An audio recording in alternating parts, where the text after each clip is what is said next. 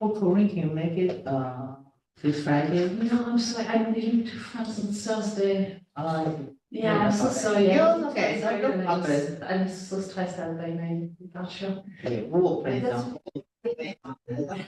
Else. Yeah, we would love to come. Yeah, no problem. Okay. Thank you. Okay, we're going to open up the tree commission meeting for the city of Kingston. My name is Suzanne Cahill. I'm the planning director for the city of Kingston.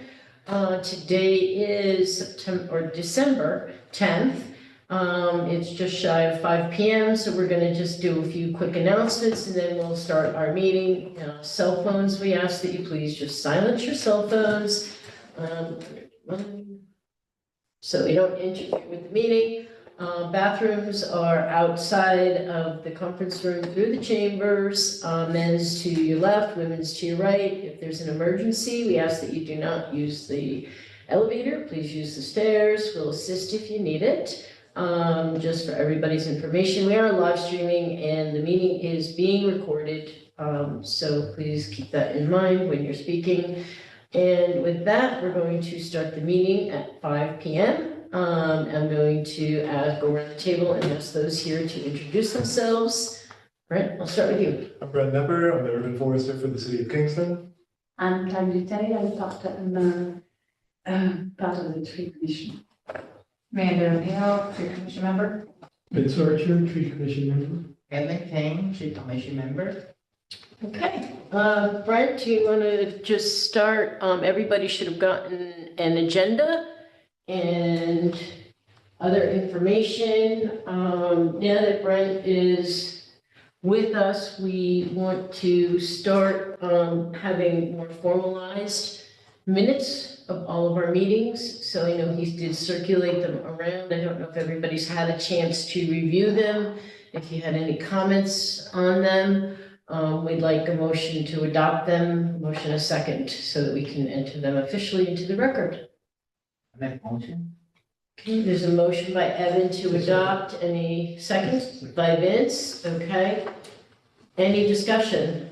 Evan was able to provide the notes to add attendance to the last meeting's notes. So the one that we are putting into the record has a, in the list of commission members, just says if anyone was absent, Mark is absent.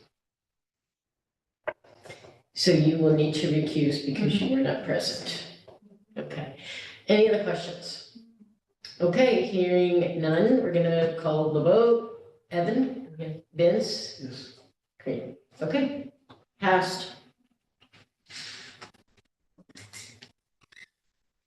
Okay, so do you want to talk about the public Yeah. map? So we are starting to develop a map of all of Kingston's street trees based on the 2018 inventory that will be accessible to the public. This is proposed to be live at the beginning of next year. So we're finishing some stuff, working some things out. I'm able, it's being a little quirky, but I'm able to show how the map looks for the commission members on my laptop screen. Yeah, a little thing to show to start off the meeting. Yes, Corinne? So is it interactive, like people can click and know what tree it is or things like this? Yes, it is, yeah. That's So really cool. a brief description of the map. It's an interactive map where you can zoom in, zoom out, search by address. All the trees show up on the map. The trees will all have their common name labeled on when you zoom into a certain level. So while you're zoomed out, you don't see a mess of text and a bunch of names, but as you zoom in, if you click on any given tree, a little pop-up will show up that has some baseline information about the tree, including a link to Cornell's website, which is pretty robust information about most tree species. And some practical links for, 311, new tree permit, tree maintenance, pruning removal permit, as those files exist on the City of Kingston website right now. It's pretty cool. Yeah. Is there any tracking for when they were planted or the age? On the city's internal management GIS map, yeah, we do have that information. Mainly with new plantings in the last, new plantings in the last couple of years. Trees that were planted 30 years ago, I don't have any information on that. Especially with the tracking for the goal of the mayor to how many trees he wants to plant. Exactly, yeah. So the nice thing about having a actively used GIS map, both on like the city's internal side, which many municipalities do manage their urban canopies with like GIS maps, is any kind of goals, such as Kingston's goal from Mayor Noble of 1,000 trees by 2030, having the ways to filter by date and everything like that makes it real quick to just see where our numbers are at. And then, yeah, for the commission to see, rough draft. But from the zoomed out position, we have some baseline information on the benefits that the trees provide. And Karina, I remember you had mentioned about some language access as well, so Spanish versions are in as well. Yeah. And all this will be revised at some point. Yes, pretty precise. Yeah. And so like if, for example, somebody see something wrong with a tree, like a limb that might be falling or something like this, if there is a way to leave a comment directly on the map? Yeah, there will be. It will be pretty, let's say rudimentary of if there's something that you see that needs to be corrected, here's the email, as opposed to like a posting comments kind of thing. Oh, I see. So there won't be like a comment section with it. So this has been a little bit of a build out to get it here, but we're very excited, all the city that's been involved with it, to be able to have another resource for the public to engage with the city's urban canopy. And so you have like the trees also for the parks? Yes, and the data is accurate to the point of the 2018 inventory right now, yeah. I had a very nice phone call with the New York DEC yesterday, talking about potential grant fundings that may be coming up next year. Of course, with administration changes at the federal level, there's some scatteredness around like what grants may still be going and what updates may happen. But the DEC is excited for small communities such as Kingston's to potentially have access to grant funds for doing another round of inventory. Yeah. Which would be great, as the 2018 data getting to 2024 is, it'd be really good to update that with all the new plantings and everything that we've been doing the last few years. And should be like a system, for example, like when we design the park and we have the list of the trees, that goes in, should be a system to send you the list so we can put it, and like, it's like to find a way to kind of keep it up once we have it? Or Yeah. for like new parks coming in? For it to be updated is very important and integral to the map working. The way that the city's internal map is set up right now, any kind of like update, via like a landscape plan or something like that, it would have to be manually entered in that way. And at that point, it probably would make more sense for either myself or another certified arborist to just go to the park and do similar to how the 2018 inventory was done with mobile devices and put in the information to create like accurate GPS points for each tree as well. But yeah, post office, I'll be adding those in. I was wondering, if the commission had any other curiosities about the map in its rough state right now. Where would you put in like the address if you wanted to look at something? We brought out, let's get back a little bit, everyone. And I will make the mouse work. There we go. Top right corner is a small drop down button, and yeah, you can do it right there and put it in. I am no code computer wizard expert or anything like that. This is all plug and play, like Squarespace website style stuff. But through the GIS software that the city uses for a lot of its municipal management. Are we able to identify the area which needs more tree planting? Because I think like the thing about it, the purpose of the map might help us just, okay, you know, what area would want more attention to it. And that might help, right? Because like, it's that, you know, so I'm just wondering, do we have that? Yeah, your question could not be any more relevant.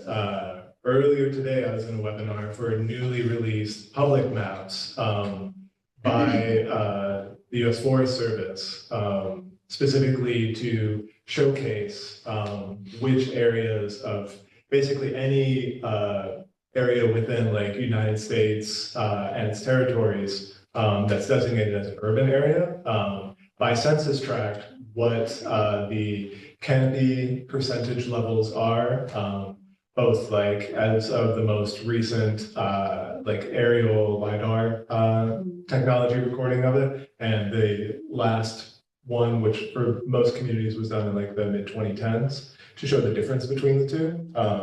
It takes in demographics such as, you know, it's a lot of children or older folks who live in these census tracts, community neighborhoods, race, employment, heat, island index, all these sort of things.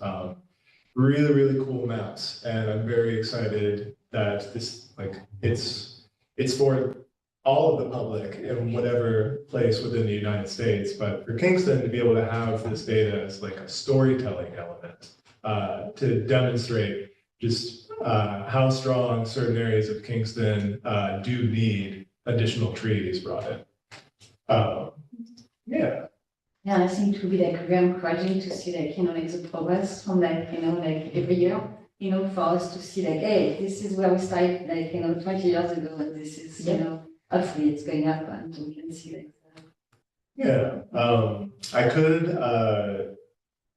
get a little shot of the map booted up right now in maybe like 30 seconds or so if people would like to see it. Yeah. Go.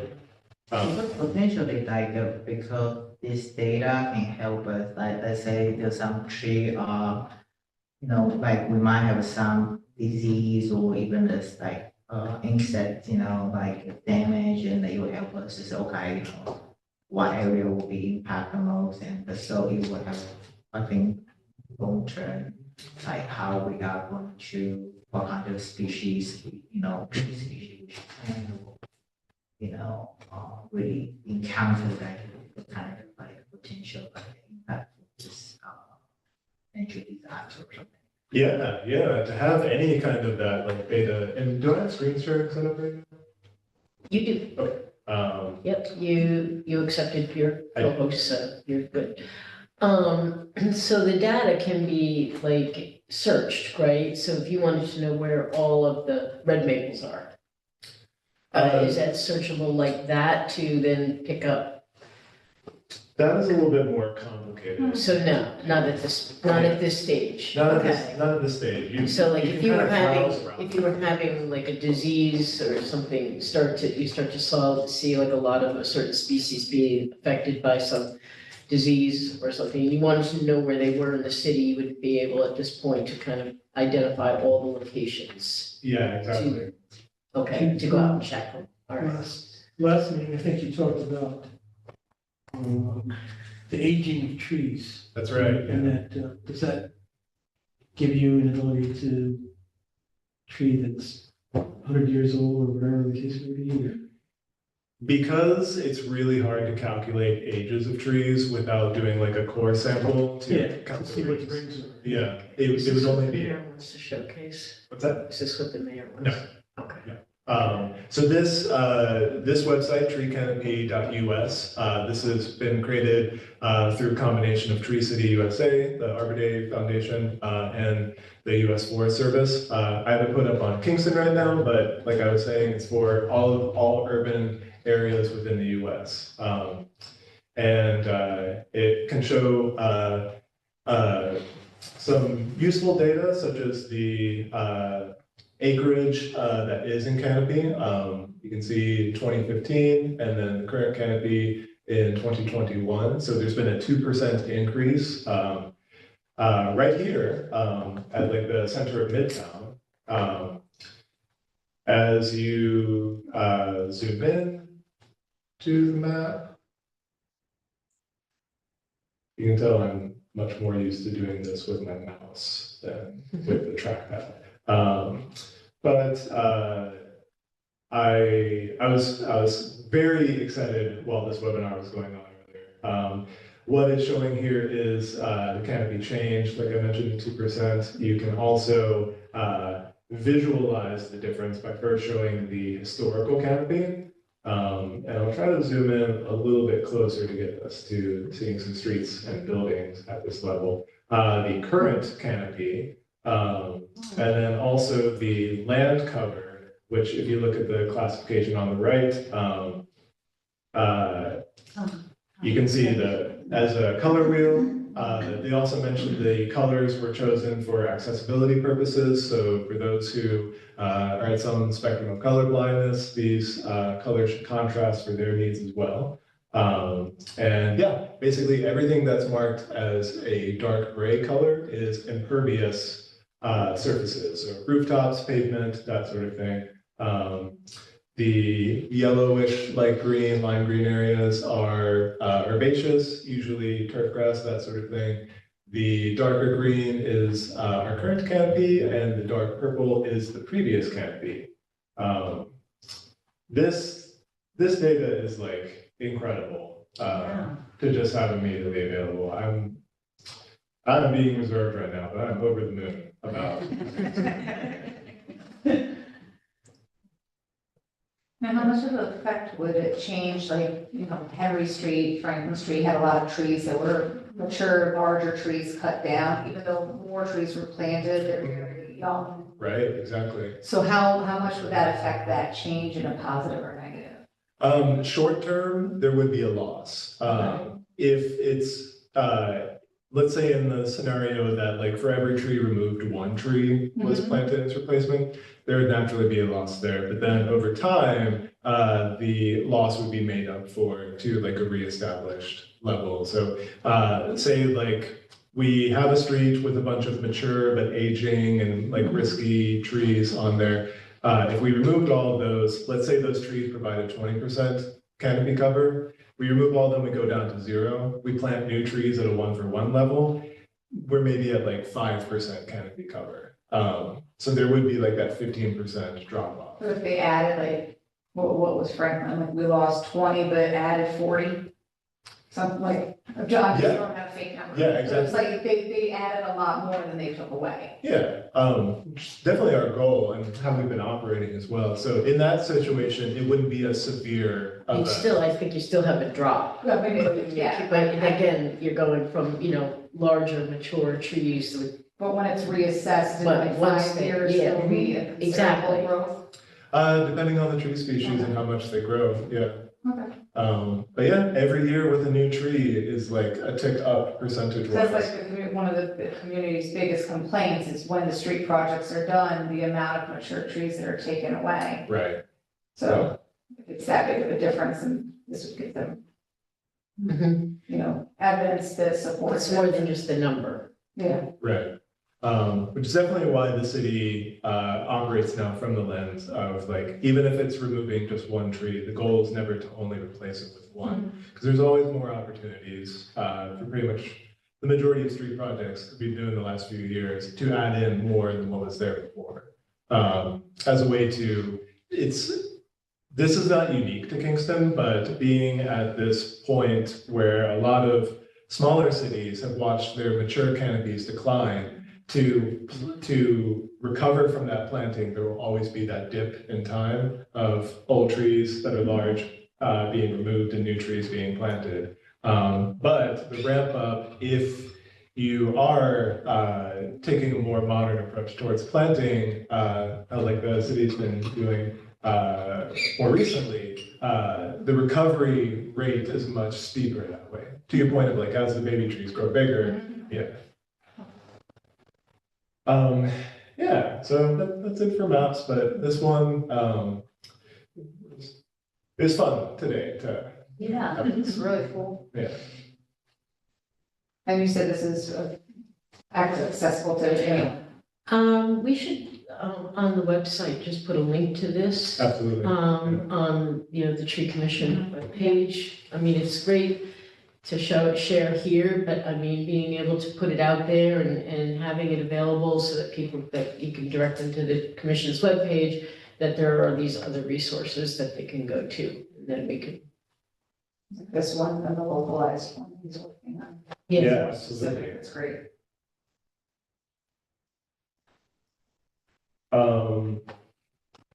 And that is what I have to show for maps. You can tell a lot more resources were available to build out this than what I've been working away at. Yeah, this information is invaluable. I think the Kingston one's great though, Oh, thanks, yeah. especially how it like identifies what tree. I think that's so cool. Yeah, I think this is. Yeah. Yeah, I kind of take it for granted because it's like a car mechanic just automatically knows what every car does kind of deal. Yeah. So it's very similar. Today, somebody called, we were having a conversation earlier and said, I have a crabapple in my front yard, along the street, and I want to take it out and plant a new tree, apply for a new tree. So I said, well, you need to fill out this form and submit a photo of your tree. And she sent back, well, even if it's a shrub, crabapple, I'm thinking, crabapple's a tree. What are you talking about, shrub? So I looked on Google Earth, and it's a shrub. It's not a crabapple tree, so something like that would be helpful. Yeah, they'll just be able to go, okay, type in your address, and then, People buying a house, they like, you're saying take it for granted, they're gonna be like, damn, I can't figure out what kind of tree this is. yeah, So that's a great resource for Yeah. the layman. yeah, Plus, Cornell University, you can take a sample, a leaf or whatever, and they'll identify the tree for you, if you can't figure it out yourself. oh, that's right, Yeah. yeah, you're right, they do that. It's really cool. Or Yeah, if there's any moss or lichen on the tree, they can assess that as well and tell you, what it is. So that's a good resource too. And it's just down in the plaza. Mhm. How did they collect the data for this? Is it, So it's a combination of aerial imagery and LiDAR. Yeah. that's what I thought aerial would give you a good, And we can. They do it about every So 5 years. is this being updated, like, so the historical canopy data was, what, 2015. 2015? Yeah. And then the current canopy data is 2021. Are they going to update it again in like another couple of years and then keep that historical? And then, I like having the various layers. I mean, I don't know if there's something before 2015 that they did. 5 years, because I just figured the 21 was because of Yeah. COVID, to be honest. I mean, because I think that would be really interesting to They haven't continue. archived. Yeah, So pending funding. okay, Yeah, as with everything, but, so what the Forest Service scope of getting this, digital map project done was, using the most current canopy information and the most recent one. It's also publicly accessible, but definitely not as like clean and easy to navigate as this site is, but there's the National Land Cover Database. I've used this information and it goes back to the 90s, but the scale of it is nowhere near as fine to where you can see like individual trees. It's like 1990s pixelated Mhm. looking Mhm. things. So you can tell at like broad strokes what's going on at like maybe for like 1 pixel for an entire census tract or like one neighborhood in Kingston. But what they've accomplished here is combining the two technologies of just very standardized aerial photography and then like the LiDAR data imaging stuff too. To get down to the super fine resolution. I'm really hopeful that like the program continues to have funding resources to like add future layers and go backwards in time as well. What is a healthy canopy goal for a community? That's the $1.5 billion question. Okay. For the USDA, but 30% is what a lot of Eastern US communities are shooting for. In Kingston, our canopy goal ranges from in the more like wooded suburban areas, we're at somewhere around like low 30% to 35, 37. And then in our very dense urban pavement areas, we go down to, I think, 15%, like right around where we are right now, where we know there's a lot of pavement and not a lot of green space where trees can currently be planted. Does this give an overview of all of Kingston? It does. Have this with the blocks? Yeah, let me zoom back out here.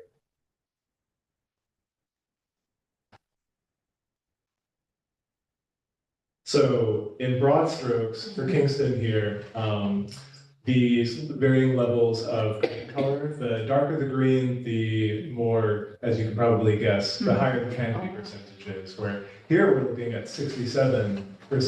And if we switched over to a satellite view, it's because we would see mostly trees and maybe 1 or 2 roads compared to, where we are right now, we're at, just under 15%.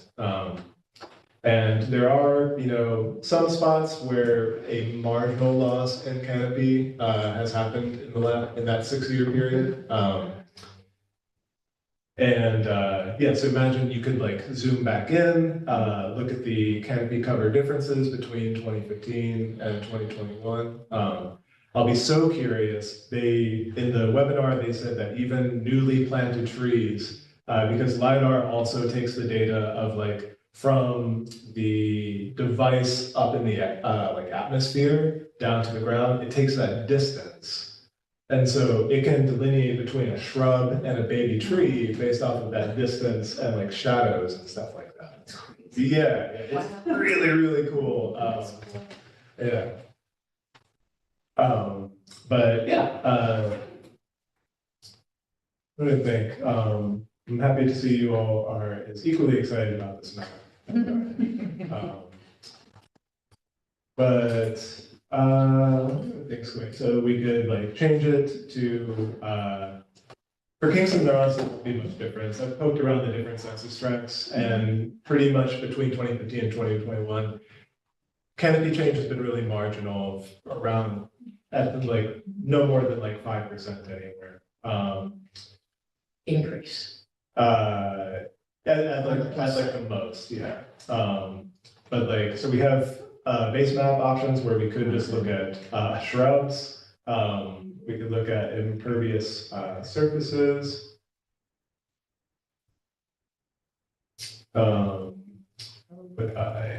Okay, I think maybe this is it.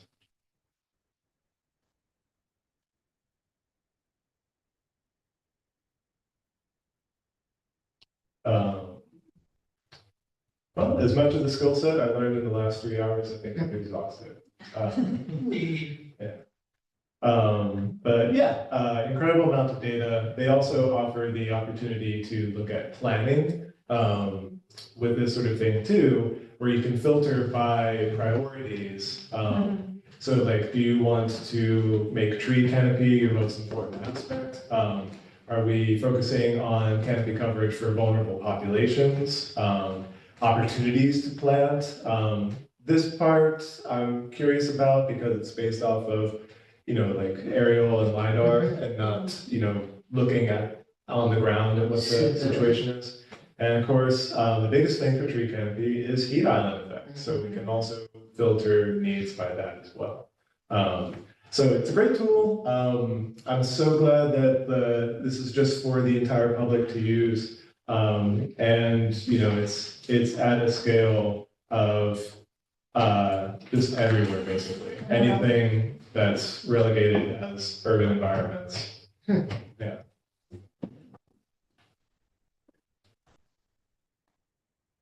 Yeah. Thank you. Yeah.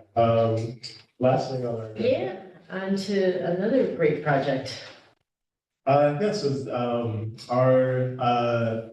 of the various things that I've been teasing out going on for 2025, one of them is a community tree giveaway that the city will be doing. It's different from the city's current like free street tree planting program, where this will be a one-day event. Date for it is not yet determined. The location will be in what one of the grant sources for a lot of the work that I'm doing has labels as disadvantaged communities. So in a park within one of those communities is probably where this would be set up. Basically, young bare root trees before we hit, the growing season. So when everything is still dormant, for the community, they can just come and they can get a tree. There'll be diversity of species. It's going to be, I think, 5 different native tree species, 3 smaller sized ones and 2 larger ones for whatever people's needs are. These trees are not meant for the right-of-way strip between the curb and the sidewalk. But ideally, for, as we were just looking at heat island needs, I would love to see these trees go, within 10 feet of the curb.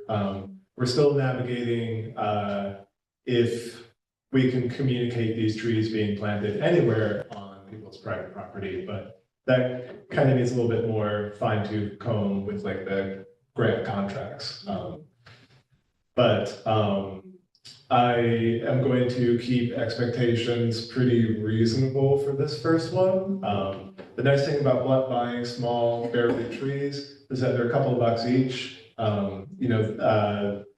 The sizing will be maybe 12 to 24 inch tall trees. Really easy to plant, got that going for them. Pretty basic setup. There'll be, the organized piles of trees, little flyers that say, here's your free tree, here's how to plant it, here's how to care for it. The city would love to know, like, send us photos of you being happy with your kids with these like trees. That's great stuff for us. And then also a sign-up sheet to say like, my name, this is the tree that I took, my address, and my email address.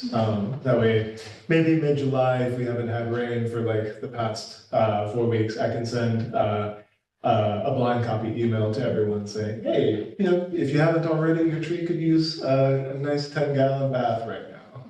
Yeah. Are you planning to do like a little demo how to plant it? Because if people like they might not read, the things, but if you show them how to do it, then they will be like, oh, okay, got it. That would be a really cool idea. If we set it up in a location where the tree could even be planted Right. in the Yeah, park. that'd be great. You could do a demonstration at the beginning and, And I think that's a good idea. Have the kids like participate or like do it, and at the end you kind of get your party Yeah. favor. I love that. I think that's a good idea. Yeah, because people will know, like, so often, like, the pamphlet is gonna be like, I don't know how to do this, but, Right. when you do it, you're like, oh, okay, like, Yeah. kids can be excited, more fun. Yeah. Family. Watching tends to be better than just reading an instruction. Yeah. I agree. Something that teaches, I know this. Yeah, the nice thing with doing it in like tree dormancy and them being bare roots is that I can literally just like pull the tree back out. Exactly. And show it. Minutes. Yeah, very economic of me. No money wasted in this thing, but the nice thing about this is that this is an opportunity for the city to show the community that like we're very invested in trees and a holistic mindset for the city. It's not just street trees. Street trees provide a tremendous amount of value because of the shading paid services, but a backyard tree provides, so many values outside of just heat reduction on paved surfaces, but not to forget the ability to shade your home as well.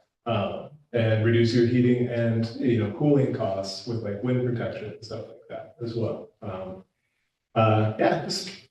This is kind of like, lower investment things that have a real great like turnaround on them as far as directly connecting with the community to where they feel like they're doing something and they get to go home with something as well. We used to give out tree whips for the. I wondered if that had happened here before. We did that, but you always wonder whether the kids take them home and the Mhm. parents and the kids actually plant them. Yeah, The Memorial Tree Fund used to supply those, because like you say, they're really inexpensive. Exactly. We gave one to everybody, and everybody gets a little gift. But we haven't done that in the last few years, and I think it's because we just didn't really know if it was effective. yeah, I'm hoping the sign up information, I'm also planning, if I can figure out how to do it, to just have the little QR code on the, 5x7 flyer as well. Then I'll just take it to like a pretty basic, like, I don't know, Google form or something like that to put in the information. It's really easy to send. Yeah. I hope Sorry? so. Mark, yeah. He used to hand out. That's what I did. Well, I think that was provided by the Memorial Tree Fund, and Mark, Oh, Okay. yes, Mark, and we would Oh, work all right. with him, Okay. yeah. I would take you up on that. The only question I would have is, need to be, you should put some sort of amenities in the soil. Because just planting the bare root Mhm. and just dirt in the ground. Usually probably wasn't. It works good enough. Hmm? I mean, usually it works, depending on the project, but some project we don't have money for anything else on that. No, I mean, when you explain to whoever has the bare root that there's some amenities that they can apply to the soil to help promote tree growth. Yeah, that, Not the city Oh, wait. right. paying for it. Oh, Whoever you give the, mm. Maybe describe the different types of soil that exist in Kingston, because like the people, like in my backyard, Big it's difference very between- sandy and it sinks, Right. things sink, Yeah. versus over by Beale Street, my friend's, her soil is completely different than mine over in Uptown. Yeah, exactly. I have selected, species, it'd be hard for me to pull them up right now, but of the 5 of them, they're all, drought tolerant, mixed soil conditions, hardy native tree species. We've got, American redbud, for one of the small ones, bur oak for one of the big ones. Bur oak is so resilient, can just like take almost like any kind of soil, basically. And amenities is a very good idea. There's a lot of data right now that without like a lot of knowledge about how much amenities to add in, the best thing to do for those that don't have like as much knowledge about it is just mulching around the base of the tree. I think specifically because of that fear of like putting in like 3 times the amount of like nitrogen and like an NPK mix or There's a something, website. and then burning the tree. that tells you the ratio of amenities to mix in with the soil. I forget where it is, but I'll look it up. Oh, if you find it, I would love to have that. Yeah. Yeah, that would be great for the public to have as well. Yeah, it gives you a ratio of the mixture. I forget where it is, but I'll find it. Please do. Yeah. So yeah, rough date for that, is just sometime in the month of April, for the free tree giveaway. 50 trees is the plan. If they're all gone in an hour, that's fantastic. Yeah, Well, because before we branched off, I wanted to bring up Arbor Day. Yeah, but we Yeah. And once, because as a teacher myself, I'm not reaching out to that science teacher at the high school till January because I'm done. Like mentally, and I know he has to be too, like I'm over it.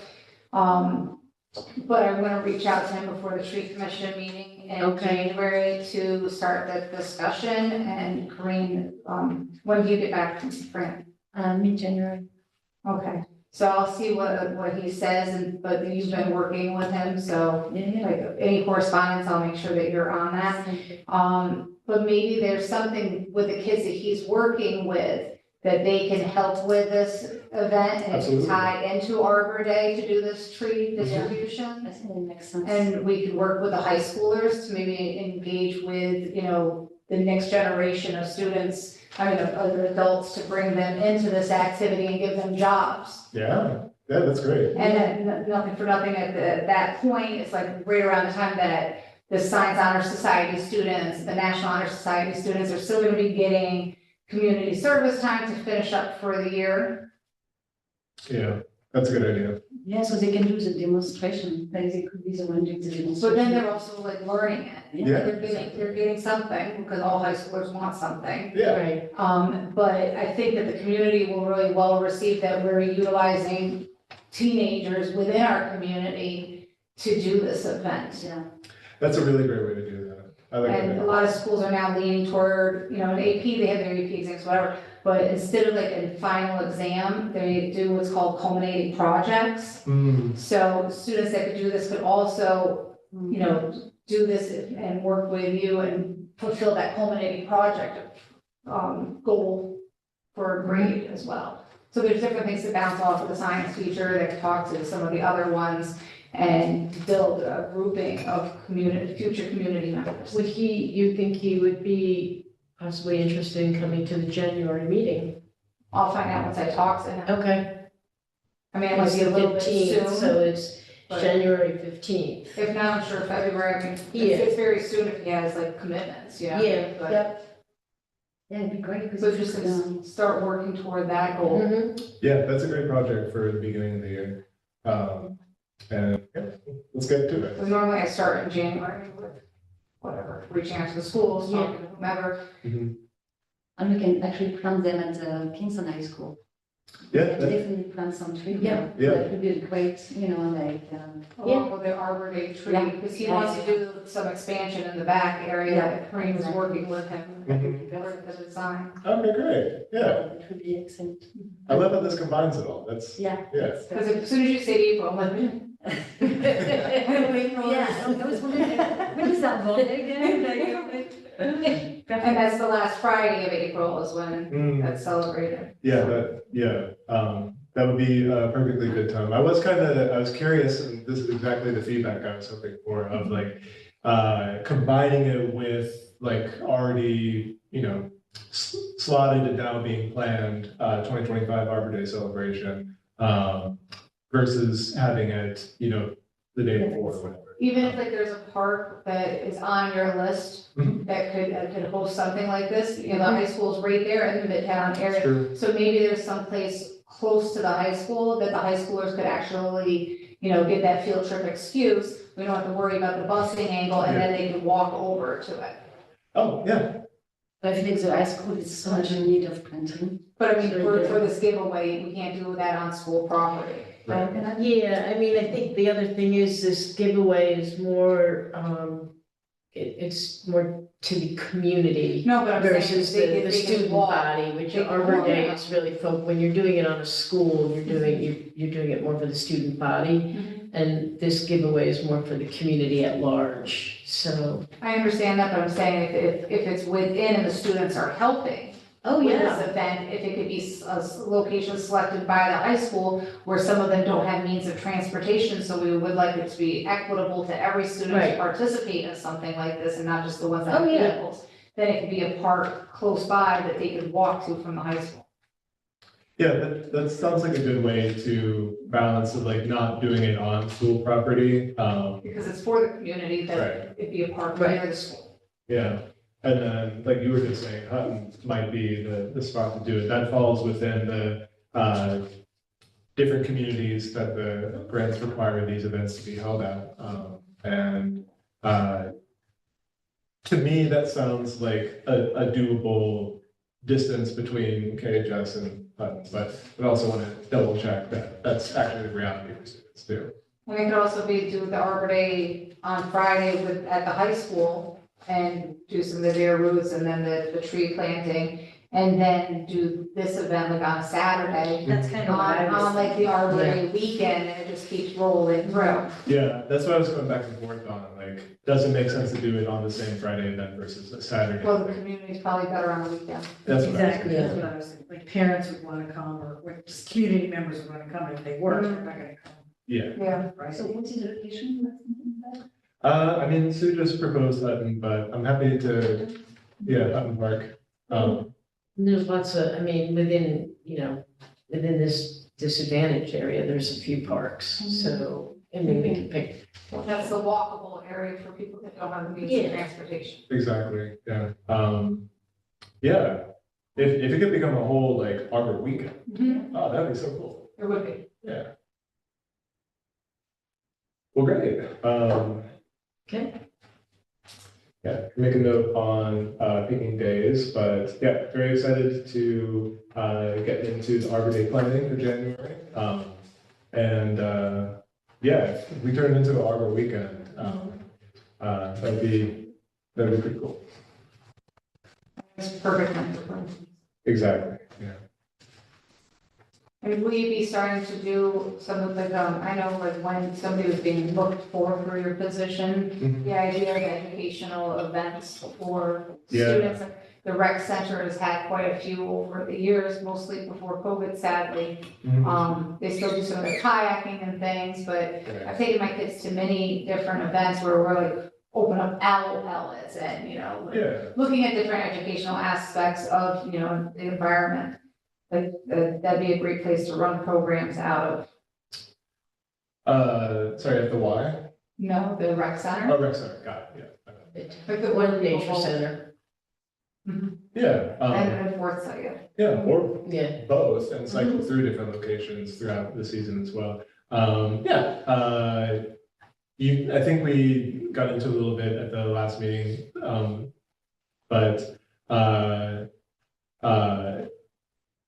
also for 2025, having some community combination, like volunteer workday and education projects as well.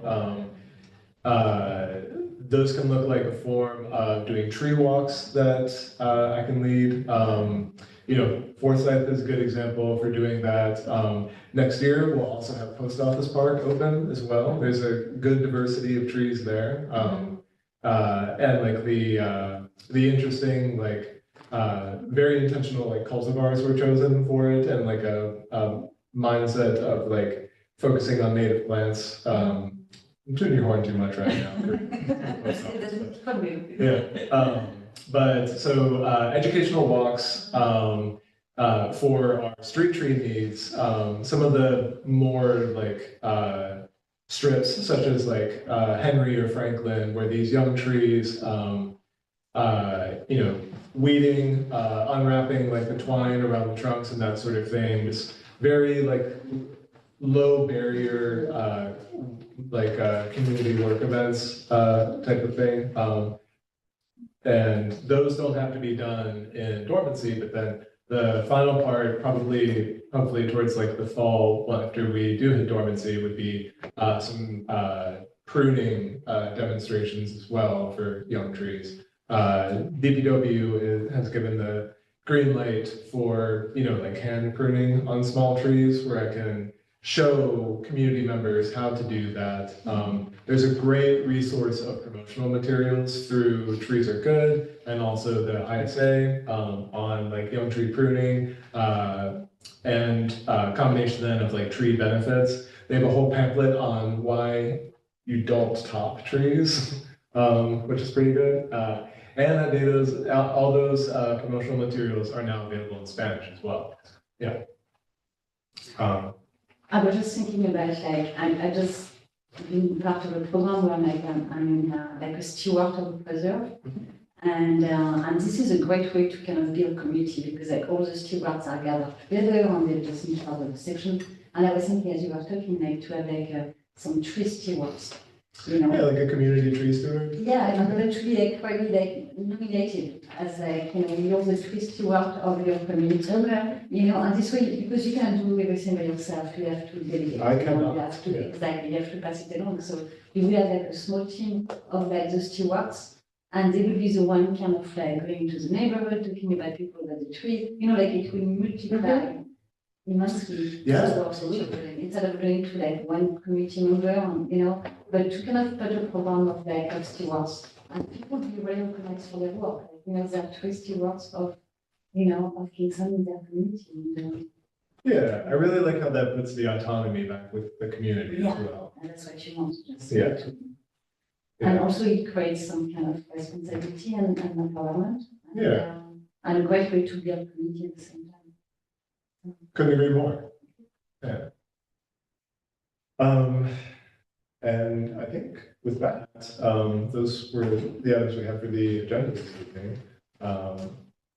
Yeah, but it was a good meeting. I got a couple things Sure. to ask. I think there's I know like, recently like the city has like 88 project, you know, just on the sidewalk. Mhm. And I think, Academy Green, on the corner of Maiden Lane and the Clinton Avenue, I think close to the new tree we plant.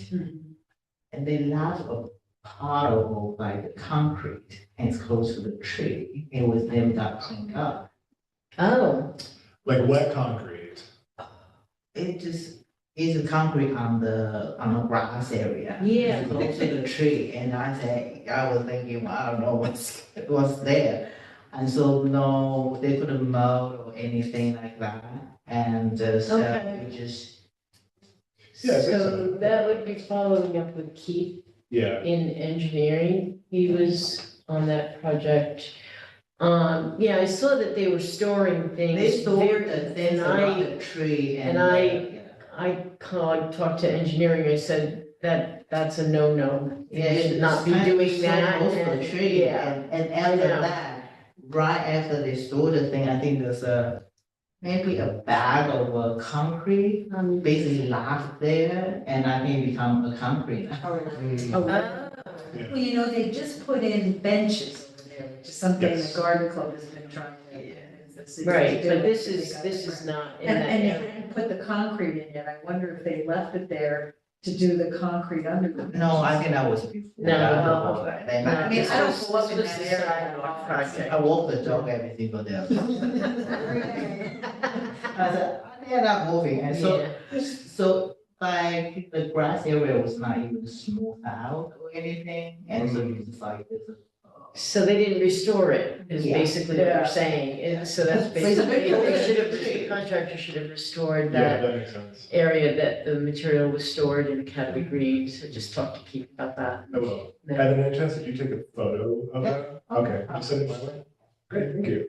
And the second thing is like 192 Fair Street. I think that property, I remember that year, they removed the 2 trees without permission. Yeah. And they said once they will plant another 2 trees. It's not. And it didn't happen. 190, not 192. 192 or 190? 192. That was, Oh, 190. yeah, 190, I think it was. Yeah. And they haven't replaced them yet, and it was like, the house is for sale. And it's sold already, It's so that's sold. why like I want to make sure like Yeah, whatever the application need to be done, needs to be done.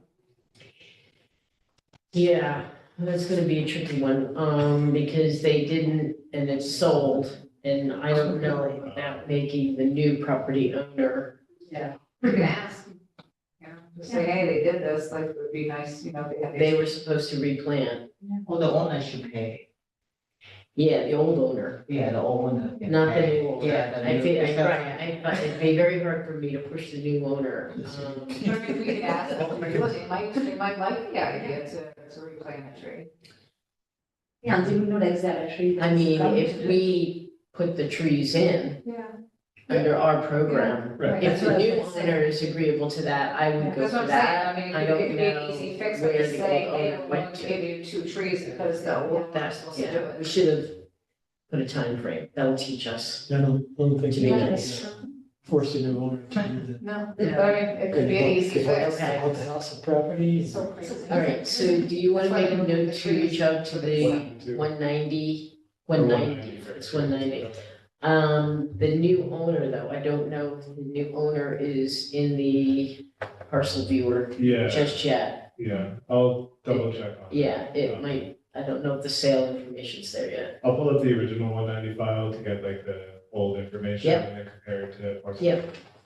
That makes me think like, should we add this now, like when we ask people to plant new trees? Because there was never like a time frame on this, but that's a good point because Yeah, like people sell their house and after it's a new owner and we are just, so should. Right, you know, I yes. mean, we can set a time period, obviously we have to be realistic, because Sure. if somebody came in today, you couldn't say within, 60 We have days, I mean. before, though, we've said, you know, we expect it to be done within 6 months, I mean. Yeah, there and have most been people do it, I mean, well, situations I'll be where- honest, with you, most people have done it and they let us know that they've replaced, some send us pictures. It just you got know. closed Uh, 4 days ago. Oh, so that's called January's problem then. But I know the new, I'm not gonna say I know plans the anyway. old owners where they live, so they have another house In Kingston? Pink House, Fair Street as well. Oh, that's a they rental bought that now, isn't it? house? I think they have that, yeah, they own that house.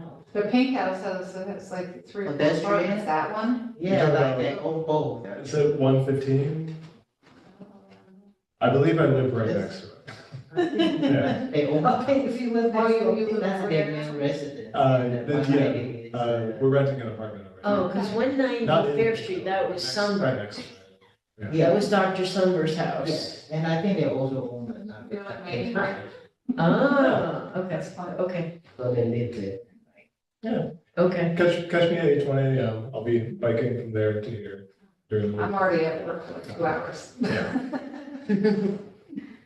I had one thing I would just like to mention, talking about parks and planting trees and stuff. Something that has come up at our Memorial Tree Fund meetings, when I talk about, oh, they're gonna fix up this, or do this park, or plant here, or we have this project. People have said to me, a few longtime Kingston members have said, it's really great that we do all this, but what about maintaining it? And they feel like the city isn't maintaining the things they're putting in. And one example of that was on Lower Broadway years ago, when they first put all those plantings in. All of a sudden, it looked like a jungle. Mhm. And I think the Hutterians came and Yeah, did a lot of weeding. And, things might not get watered. So I think that's the other thing, is once you put all this work into Post Office Park or whatever it is, Yeah.